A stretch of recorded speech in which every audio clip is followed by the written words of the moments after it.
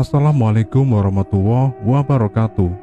Di cerita kali ini masih melanjutkan cerita yang sebelumnya, yaitu cerita yang berjudul Angkernya Tegal Salahan.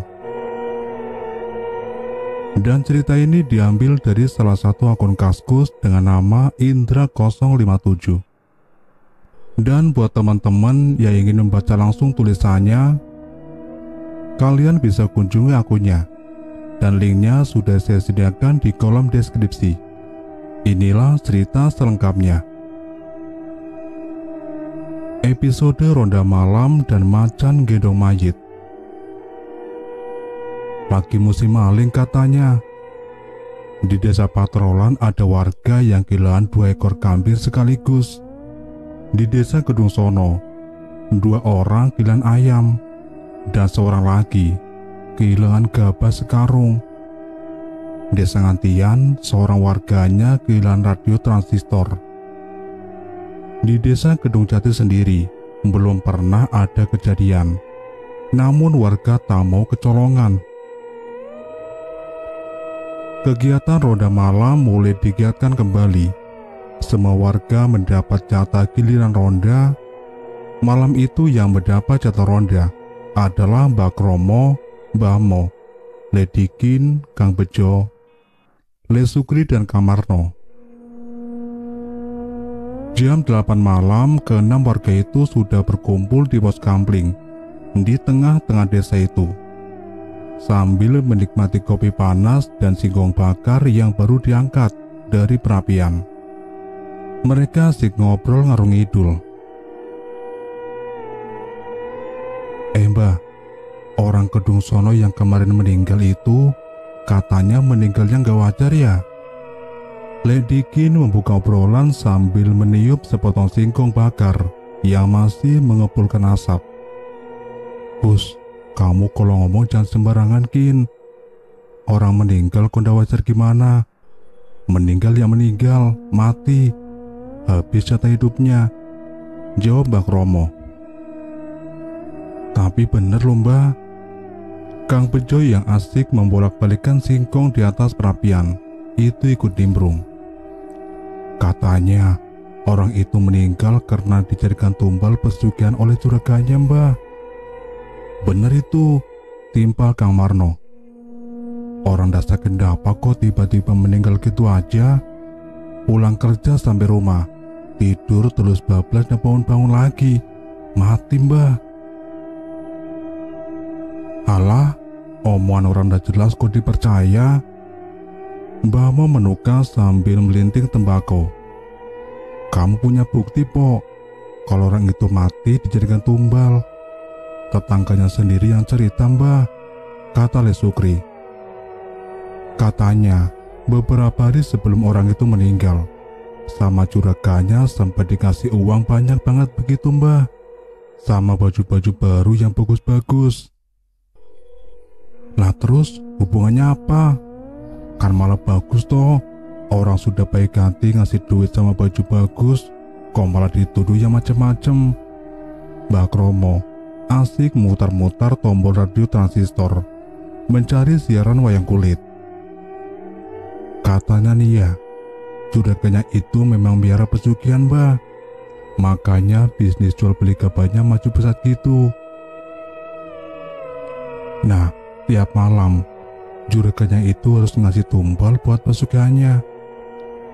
Orang yang sudah diincar untuk dijadikan tumbal lalu suka tiba-tiba dikasih uang banyak atau barang-barang yang bagus-bagus dan mahal gitu Mbak sebelum ditumbalkan. Ledikin menjelaskan panjang lebar. Iya, kemarin juga kulihat iring-iringan rombongan yang antar jenazah ke kuburan, kata Kang Bejo melemparkan singkong bakar yang sudah matang ke dalam pos kampling, yang segera disambut oleh Ledikin. Orang yang menggotong peti mati katanya kayak keberatan gitu. Terus ada juga yang bilang kalau rombongan itu diikutin sama macan loreng. Macannya gede banget, segede kebu katanya. Kalian ini loh, orang sudah mati kok digosipin, Nanti orangnya bangun terus datengin kalian, baru tahu rasa kalian. Mbah Mo menyulut rokok tiwenya, lalu menghisapnya dalam-dalam. Ah, si mbak ini nakut-nakutin saja. Mana ada orang mati bisa bangun lagi, mbak. Sukri merapatkan sarungnya. Aku malah kasihan sama anak-anak dan istrinya. Anaknya masih kecil-kecil, istrinya juga masih muda, cantik lagi, gumam Kang Bejo. Iya, istrinya cantik loh. Aku udah punya istri. Coba kalau belum, kata Lidikin. Kalau belum kenapa? Goda Le Sukri. Biasalah, tarumat janda baru itu. Edan kamu. Kalau aku mah gak mau. Biar cantik juga anaknya Sulsin gitu. Bisa tekor aku. Serempak mereka semua tergelak. Saat ronda begitu memang. Apa saja bisa dijadikan bahan obrolan. Sekedar untuk menghilangkan rasa kantuk. Tanpa terasa hari sudah semakin malam. Siaran wayang kulit di radio Mbak Kromo sudah masuk adegan koro-koro. Tandanya sudah hampir tengah malam. Sudah jam 12 lewat nih. Yuk siap-siap kita keliling. Jangan lupa bawa kentongan, senter sama pantungan kalian. Mbak Kromo memberi komando. Radiomu itu umpetin dulu mbak. Jangan sampai diempat maling nanti. Pasti tinggal keliling. Akhirnya, mereka berenam pun mulai berkeliling desa. Setiap penjuru desa mereka susuri, sambil menabuh kentongan bambu dengan irama yang teratur, mengingatkan warga desa untuk kembali memeriksa pintu dan jendela. Sudah benar-benar terkunci atau belum? Hampir seluruh sudut desa telah mereka jelajahi. Namun tak ada hal-hal yang mencurigakan yang mereka temui. Sampai saat kita tiba di ujung selatan desa, dekat dengan area Tegal Salahan, sorot senter Lidikin menangkap sosok bayangan ganjil di salah satu kebun warga. Tunggu sebentar. Lidikin menghentikan langkahnya, diikuti oleh yang lain. Ada sapi lepas. Lepas atau dicelong orang. Le Sukri ikut mengarahkan sorot senternya ke arah kebun. Jangan-jangan maling sapi, bisik Kang Bejo. Tunggu. Kayaknya bukan sapi tuh. Kang Marno ikut berbisik. Iya benar, bukan sapi. Tapi astagfirullahaladzim, itu macan Le. Macan bawa mayat. Iya benar, itu macan. Kabur yuk, kabur. Shh, kalian diam. Mbak Kromo yang paling senior di antara mereka mencoba menenangkan. Jangan panik. Jangan panik gimana mbak? Ada macan bawa mayat gitu kok. Pasti macan jadi-jadian itu. Iya bener, kita kabur saja. Nggak usah cari penyakit. Dengar dulu. Bocah-bocah gemblung. Mbak Mo ikut menenangkan. Nggak usah kalian ceramahin. Aku juga tahu kalau macan bawa mayat begitu, itu macan jadi-jadian. Tapi kalian udah takut. Nggak takut gimana mbak? Sudah jelas itu macan jadi-jadian. Dengar dulu, kita harus selamatkan mayat itu. Hah? Sampan nggak salah ngomong mbak. Gemblung, dibilang orang tua kok pada ngeyel. Macan jadi-jadian yang bawa mayat itu biasanya akan meninggalkan mayat yang dibawanya kalau kabar ke orang. Kita tunggu saja. Nanti kalau macan sudah pergi dan mayatnya ditinggal, kita kuburkan lagi mayat itu. Wah, apa sih nih? Masa malam-malam begini harus ngangkat dan nguburin mayat gitu? Kamu mau besok pagi desa geger gara-gara ada mayat di kebun orang? Sudah, jangan pada protes. Kita pergi tugas saja. Laki-laki Mbak Kromo memberi komando. Dikin dan Sukri, kalian jemput Pak Modin, ajak ke sini. Mbak Bejo dan Marno, kalian jemput Pak RT dan Pak Bayan, ajak ke sini juga. Jangan pada ribut, biar warga ndak pada kebangun. Bisa repot ini urusannya kalau sampai banyak warga yang tahu. Jangan lupa juga, nanti kalian bawa pacul sama skop. Wah, beneran apes nih. Lah terus, sampan berdua mbah? Ndak usah protes, kami berdua biar yang mengawasi di sini. Akhirnya, keempat orang itu pun pergi menjalankan perintah dari Mbak Kromo, menjemput Pak Modin dan Pak RT dan Pak Bayan. Selang beberapa puluh menit kemudian, mereka telah kembali bersama orang-orang yang mereka jemput. Dan benar saja, macan tadi sudah tidak ada. Tinggal mayit yang terbungkus kain kafan lusuh dan kumal, ditinggalkan menyandar pada pokok pohon mahoni. Dan di kiri kanan mayit itu, nampak Bamo dan Bang Kromo duduk santai sambil merokok. Dan bener orang-orang tua ini, tidak ada takut-takutnya sama sekali. Setelah berunding sebentar, mereka pun sepakat untuk menguburkan kembali mayat itu di pemakaman umum di desa ujung sebelah utara. Kembali perdebatan kecil terjadi. Siapa yang akan membawa mayitnya dan bagaimana cara membawanya? Dipangkul saja, nanti gantian bawanya, kata Mbak Mo. Wah, ndak mau mbak. Masa suruh manggul mayat? Malah sudah bau dan belendir gitu. Dibayar pun aku ndak mau mbak. Serempak, mereka menolak usul Mbak Mo. Ya sudah, kalian cari tali dan bambu buat pikulan. Akhirnya, Pak Modin memberi solusi. Nanti kita gotong rame-rame. Ambil tali tampan di rumahku saja, Kin, kata Pak RT kepada Likdikin. Ada di depan kandang sapi, nyangkut di belakang kandang. Sama bambunya juga ada tuh, di samping rumah, dekat kandang ayam. Likdikin dan Kang Bejo pun kembali ke rumah Pak RT, sedang yang lain menunggu di kebun itu. Apa ndak sebaiknya kita lihat dulu, Pak? Ini mayat siapa? Tanya Kang Marno. Ndak perlu, Pak. Pak Bayan yang menjawab. Nanti malah jadi bahan omongan kalau kalian tahu ini mayat siapa. Kasihan keluarganya yang masih hidup. Tak lama, Lidiki dan Kang Bejo pun kembali membawa tambang dan bambu.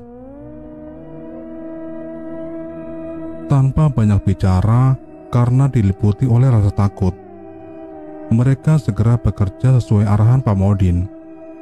Mika sedemikian rupa mayat itu dengan tambang, lalu menggotongnya ke tempat pemakaman umum.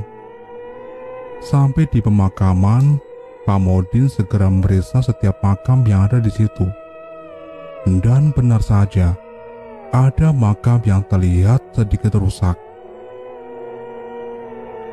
Patok kayu di makam itu sedikit miring, dan ada lubang sebesar lubang tikus di dekatnya. Tertulis di patok kayu itu, nama Fulan bin Fulan, lahir tanggal sekian bulan sekian dan tahun sekian, wafat tanggal sekian bulan sekian tahun sekian. Benar, itu makam warga Kedung Sono yang meninggal kemarin. Makam itu segera digali untuk kembali menguburkan si mayit. Bergantian mereka menggali makam itu. Tak butuh waktu lama karena tanahnya masih sedikit gembur. Dan benar saja, tak ada mayat manusia dalam lubang makam itu. Hanya ada sebatang kedebok pisang yang terbungkus kain kafan. Mereka semua segera menyingkirkan kedebok itu dan memasukkan mayat yang mereka temukan ke liang lahat, lalu menimbunnya kembali seperti sedia kala. Setelah selesai, dipimpin oleh Pak Modin, mereka mendoakan mayat yang baru saja mereka kuburkan. Selesai sudah tugas mereka malam itu. Rasa lelah sedikit terbayar saat Pak Bayan memberikan sedikit uang lelah untuk ke-6 peronda malam yang tertimpa sial malam itu. Dengan syarat, mereka harus tutup mulut soal kejadian yang baru saja mereka alami. Episode Maling Bingung. Malam itu di desa Kedung Jati nampak seperti desa mati. Gerimis yang mengguyur sejak lepas maghrib tadi hingga tengah malam tak kunjung reda juga, membuat orang-orang lebih memilih untuk meringkuk di balik selimut di atas tempat tidur. Begitu juga dengan orang-orang yang mendapat tugas ronda malam itu. Tak ada niat untuk berkeliling kampung, meski itu sudah menjadi kewajiban mereka. Siapa juga yang mau nekat berbuat jahat di tengah hujan gerimis dan cuaca dingin seperti ini? Begitu pikir mereka. Sebuah pemikiran yang salah, karena di saat para peronda itu asik bermain gaple di pos ronda, di saat itu juga di sudut kampung nampak jendela rumah salah seorang penduduk terbuka lebar, disusul dengan sosok bayangan hitam melompat keluar dari rumah. Nyaris tanpa suara, sosok bayangan hitam itu menutup kembali jendela rumah itu, lalu mengendap-endap menjauh untuk kemudian sosoknya lenyap di balik semak-semak kebun.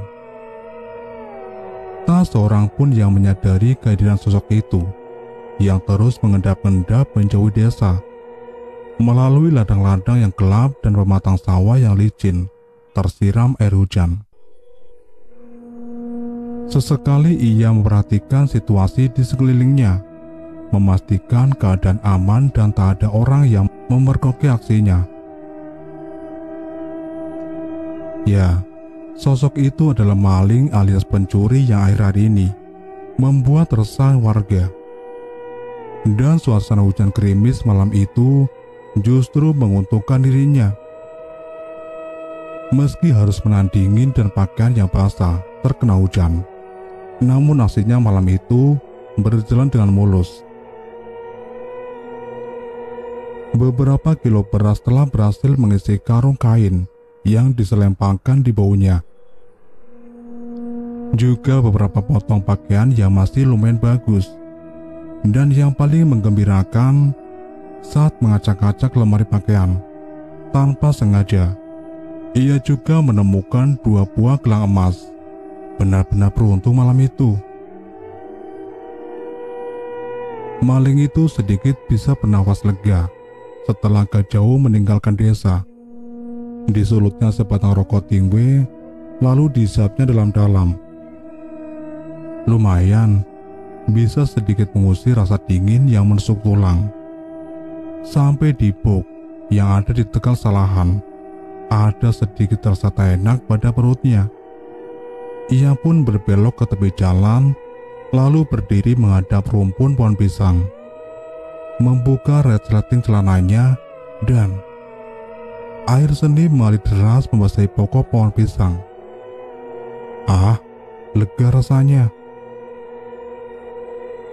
Namun belum selesai maling itu menunaikan hajatnya, ia dikejutkan oleh suara menggeram, disusul dengan sosok hitam yang melompat tepat dari tempat ia menumpahkan air seninya. Maling itu tertawa geli, menertawakan seekor kucing yang tanpa sengaja ia kencingi. Namun tawanya mendadak berhenti saat ia melihat kucing itu masih terus menggeram sambil menatapnya dengan tatapan marah. Bus, jangan marah ya. Nggak sengaja aku ngecing kamu, gumam maling itu sambil menaikkan resleting celananya, lalu melangkah berbalik, meninggalkan sang kucing yang masih menggeram-geram dan menatapnya dengan tajam.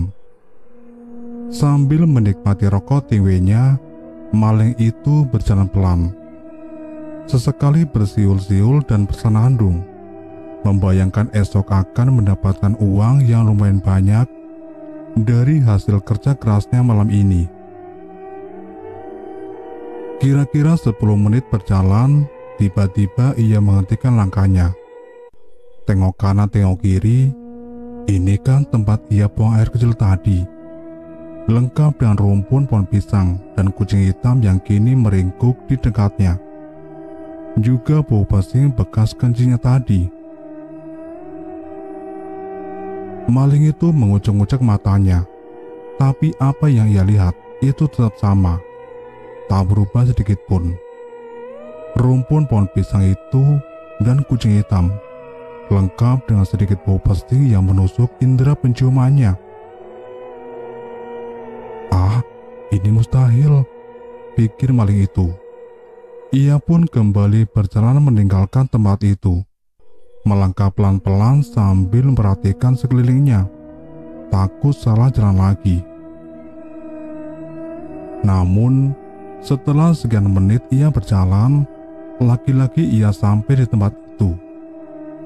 Di bawah rumpun pohon pisang dan kucing hitam yang meringkuk di dekatnya, lengkap dengan bau pesing bekas kencingnya. Maling itu berkedip ngeri, rasa takut mulai menjalar dalam hatinya. Bergegas ia meninggalkan tempat itu, kali ini dengan langkah yang sedikit cepat, sambil terus mengawasi sekeliling. Namun lagi-lagi setelah sekian menit berjalan, tanpa sadar, ia kembali ke tempat semula. Rumpun pohon pisang lengkap dengan kucing hitam dan bau pesing bekas kencingnya. "Jancuk," umpat maling itu, sambil kembali meninggalkan lokasi itu. Kali ini dengan setengah berlari, namun lagi-lagi pelariannya membawanya ke tempat yang sama. Rumpun pohon pisang, kucing hitam, dan bau pesing bekas kencingnya. Lagi-lagi ia berdiri dan lagi-lagi ia harus kembali ke tempat semula. Berlari lagi, kembali lagi, berlari lagi dan lagi-lagi harus kembali ke tempat semula. Entah sudah berapa kalinya ia hanya berputar-putar di tempat itu. Rasa lelah dan takut mulai menghantuinya. Tenaganya pun mulai terkuras habis. Badannya terasa lemas dan gemetar dengan nafas ternganga dan sisa-sisa tenaga yang masih ada. Ia kembali berlari menjauhi tempat itu. Saat itulah ia melihat ada orang berjalan di jalan dekat Bok. Mungkin pedagang yang hendak berangkat ke pasar. Mengingat hari hampir menjelang pagi. Ah, akhirnya ada orang yang bisa dimintai pertolongan, batin maling itu sambil bergegas mendekati orang yang berjalan tak jauh di depannya. "Bayu, Bayu," panggil maling itu saat ia sudah dekat dengan orang itu. Orang itu berhenti dan menoleh. "Numpang nanya, kalau jalan ke desa Gedung Sono ke arah mana ya?" tanya maling itu dengan nafas yang masih kembang kempis. Orang itu tak menjawab, hanya menunjuk dengan tangan kanannya. Maling itu menengok ke arah yang ditunjuk oleh si perempuan. Area yang sama dengan letak rumpun pohon pisang yang telah menyesatkannya. "Saya sudah..." Maling itu tak melanjutkan kata-katanya. Begitu menyadari bahwa orang itu diajaknya bicara telah lenyap, tanpa meninggalkan jejak sama sekali. Asu, bukan orang ternyata. Kembali maling itu mengumpat saat menyadari bahwa yang ia ajak bicara ternyata bukan orang. Ia pun lalu duduk menggelosor di pinggir jalan. Habis sudah tenaganya setelah pelarian hampir setengah malam. Lebih baik menunggu pagi tiba, siapa tahu ada orang yang lewat lagi yang bisa dimintai pertolongan. Demikian pikirnya. Selang 10 menit ia duduk di situ. Dari arah utara nampak seseorang berjalan ke arahnya. Maling itu memicingkan matanya, memastikan apakah itu benar-benar orang atau bukan. Semakin dekat semakin jelas sosok itu nampak mengenakan caping di kepalanya dan memikul pacul di pundaknya. Ah, mungkin memang sudah hampir pagi. sudah ada orang yang berangkat ke sawah, pikir maling itu sambil berdiri dan menyongsong orang itu. "Pade, mau ke sawah ya?" tanya maling itu berbahasa basi. Orang itu mengangguk. Wajahnya tak begitu nampak jelas karena tertutup oleh caping. "Pade tahu nggak jalannya ke arah desa Kedung Sono?" "Saya mau ke sana tapi nyasar, Pade. Saya nggak tahu jalan," tanya maling itu. Orang itu tak menjawab, hanya menggeleng.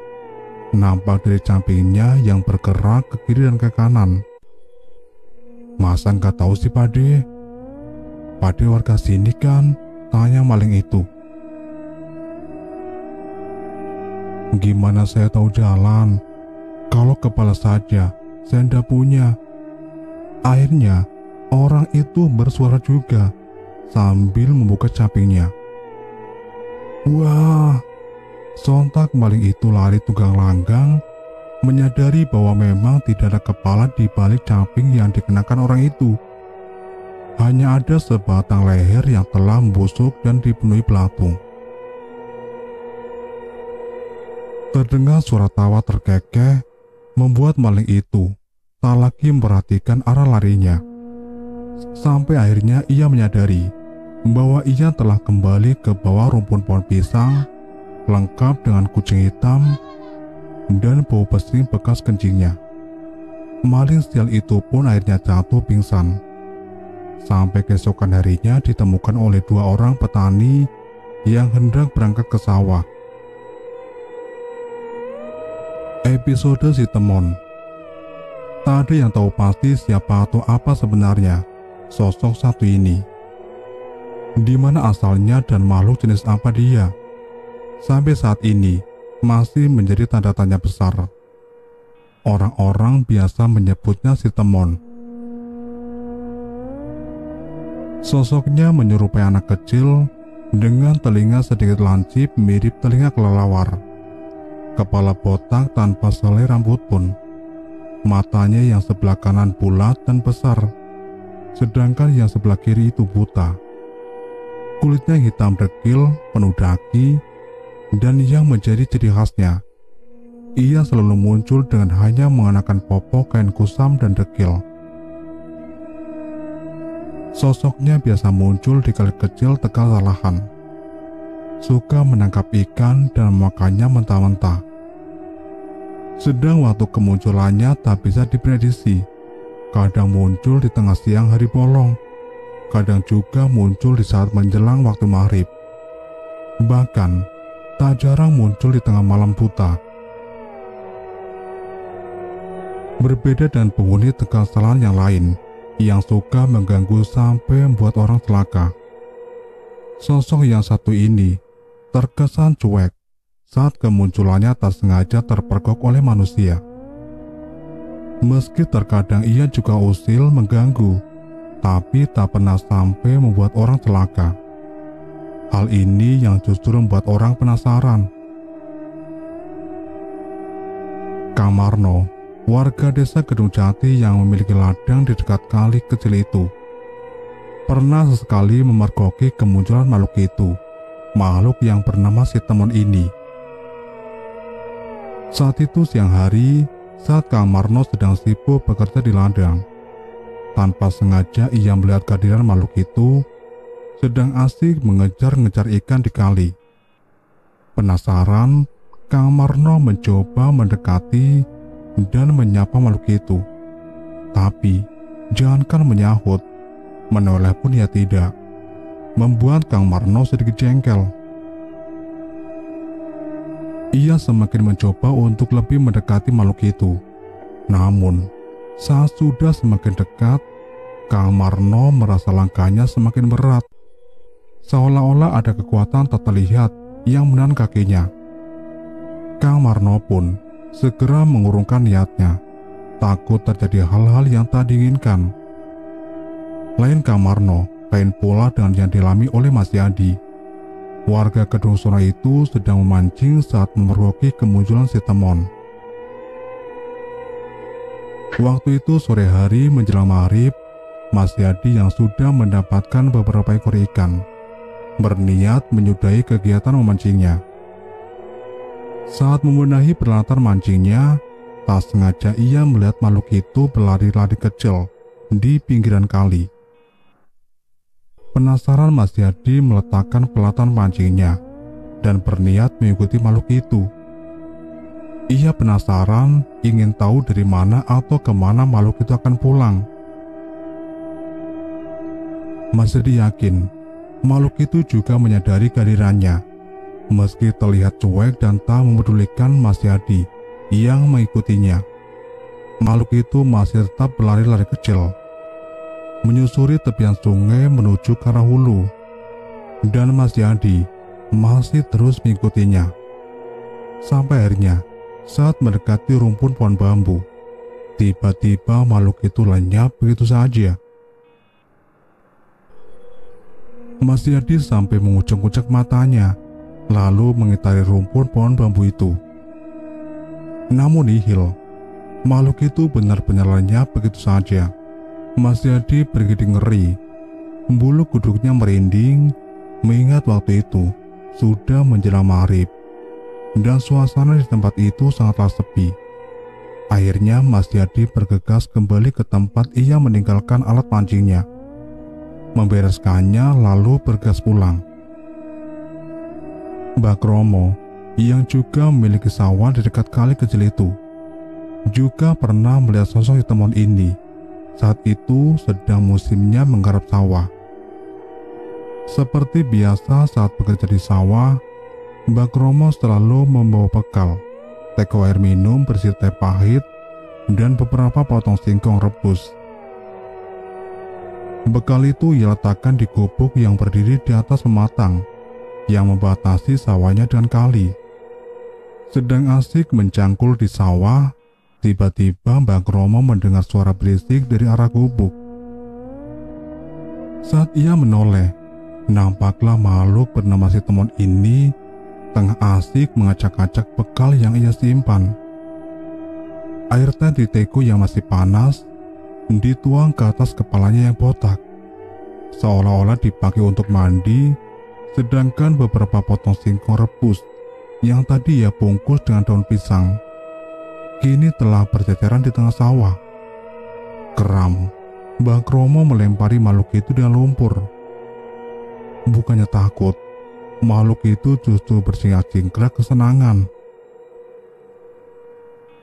Semakin geram, Mbak Romo berusaha mengejar makhluk itu sambil membawa sepotong kayu. Namun dengan lincahnya, makhluk itu melompat dan berlari untuk kemudian menghilang di semak-semak. Lemardi, pedagang tempe dari desa Kedung Sono, juga pernah menjadi korban keisengan si temon. Waktu itu pagi hari menjelang subuh, seperti biasa, Lemardi melintas di jalan Salahan dengan motor tuanya. Sudah menjadi hal yang wajar jika para pedagang selalu berangkat ke pasar pagi-pagi buta, karena jarak pasar memang lumayan jauh. Suara motor tua milik Lemardi memecah suasana pagi saat melintasi jalan berbatu itu. Tak ada firasat buruk yang dirasakan oleh Lemardi, karena memang sudah setiap pagi ia lewat jalan ini. Sampai saat melintas box yang ada di jalan Salahan, Lemardi merasa jalan motornya sedikit goyang. Disusul dengan sepasang tangan kecil yang memegang pundaknya. Sontak Lemardi menghentikan laju motornya dan menoleh ke belakang. Betapa kagetnya pedagang tempe itu saat melihat si temon telah berdiri dan melompat-lompat di boncengan motornya sambil berpegangan pada pundaknya. Kesal, Lemardi membentak makhluk itu dan menyuruhnya turun. Namun makhluk itu justru semakin bersemangat melompat-lompat di atas boncengan motor sambil tertawa cekikikan. Semakin kesal, Lemardi menstandarkan motornya, lalu turun dan mengambil sepotong kayu yang ada di pinggir jalan. Menyadari bahaya mengancam, makhluk itu segera melompat turun dan kabur ke semak-semak di pinggir jalan. Setelah sebelumnya masih sempat menyambar beberapa potong tempe dari bronjong di boncengan sepeda motor. Klimardi hanya geleng-geleng kepala melihat tingkah makhluk itu. Sebelum akhirnya ia melanjutkan perjalanannya. Yumeno, warga desa Kedungjati, juga pernah menjadi korban gesengan si Temon. Saat itu pagi hari, Yumeno sedang mencuci sekalian mandi di kali Salahan. Seperti orang desa pada umumnya, tanpa sungkan, Yumeno mandi dengan hanya mengenakan kutang dan celana dalam saja. Hal seperti itu sudah lumrah di desa itu, apalagi hari masih sangat pagi. Suasana masih sepi, dan tempat ia mandi agak jauh dari jalan, terhalang oleh rimbunan semak-semak. Jadi Yumeno tak khawatir ada orang yang melihatnya. Sedang asik-asiknya mandi, tiba-tiba Yumeno mendengar suara kerasak-kerusuk di semak-semak. Kaget, Yumeno segera menyambar kain untuk menutupi tubuhnya. Sial, siapa yang kurang ajar mengintip orang mandi pagi-pagi begini? Belum hilang rasa kaget Yumeno. Dari balik semak-semak muncul sosok si Temon sambil menjerit lebar.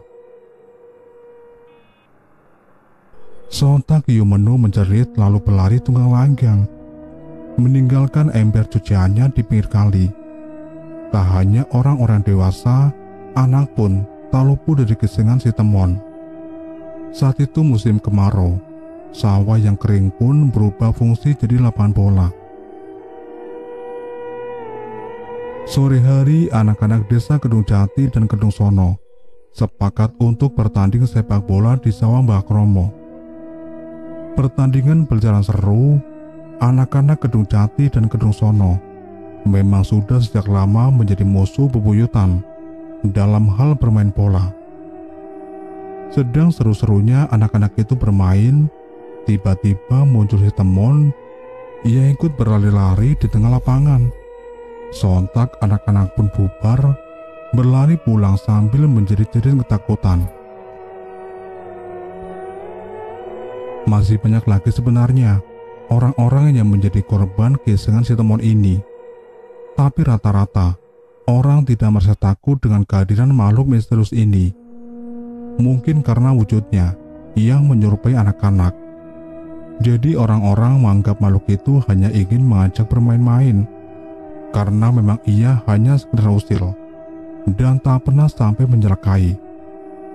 Dan sampai saat ini, sosok si Temon ini tetap menjadi misteri.